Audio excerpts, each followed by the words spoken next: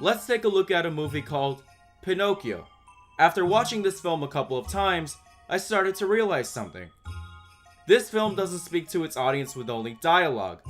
It uses symbolic and visual representations. In this film, we are transported into a world where an old man loves making toys for people, which makes them happy. Now behind his happiness, what if he is secretly depressed? So he uses his creativity as something he holds on to make him feel alive. Think about it. Geppetto is trapped in his home and is isolated from the outside world. Not once does he have any interaction with other characters in the film aside from his pets and Pinocchio. Even if he did interact with other characters, my guess is that he would have faked his persona. If he actually didn't feel alone, he would have never bothered to wish for someone to be with him for companionship. Wouldn't his pets have been enough?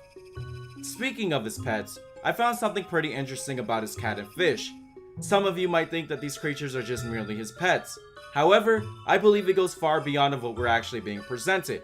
Both of these pets connect with the film symbolically. In some cultures, cats are represented as rebirth and resurrection, which is how we got the saying, cats have 9 lives. Then we have the fish, in which they are usually represented in different ways within the human culture. In the Greco-Roman mythology, fish means change and transformation. In Christianity, they are a symbol of abundance and faith. Now, aside from the pets, the other thing that keeps Geppetto's drive alive is him being fascinated with woodcraft. He creates a puppet in order to combat his depression. The puppet identifies itself as an escape from his imprisonment, which is why the puppet resembles a human to allow him to break free from his loneliness.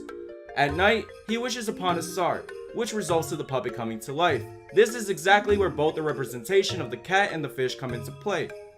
Thanks to the faith that Geppetto had when he made his wish, Pinocchio is no longer just a puppet. He is alive. Now let's take a look at one of the most highly favorable characters of the film, Jiminy the Cricket. After watching the film a couple of times, I started to despise him. I noticed that he's pretty egotistic throughout the film, which isn't the reason of my hate towards the character. I actually tend to find egotistic characteristics entertaining, whether it's Kanye West beating up the paparazzi, or anything that comes out of Russ's mouth. You know, the most productive shit you could do with a woman or with anyone in general in life is mentally fuck the shit out of them. Mentally fuck the shit out of them. Mentally fuck the shit out of them.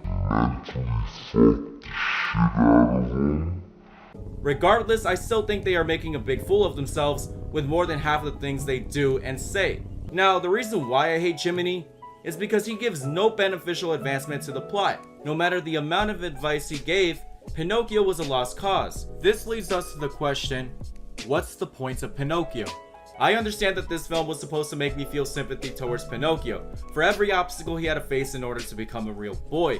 To be honest, I didn't feel anything at all. He deserved every little thing that happened to him. The character was just too clueless, and it wasn't even his fault. The two characters that could have completely changed Pinocchio's mindset, which were Jiminy and Geppetto, did not. And you wonder why Pinocchio was easily manipulated throughout the entire film. If anything, Lampwick was a much bigger influence on Pinocchio than those two wastes of potentially good characters. While they're on Pleasure Island, Pinocchio seems to be this stuck-up know-it-all. This brings us to the question, why was Pinocchio a lot more connected to this character than Jiminy and Geppetto? It's because of one reason. This was his first interaction with a real boy. This is why he would rather listen to his friend who taught him bad habits than anyone else. From terrible supporting characters to a clueless protagonist, and with only one good character who probably saved this entire film, it was pretty terrible. But since it's Disney and Pinocchio is considered a classic, most of you might not have the same opinion as me, and that's fine.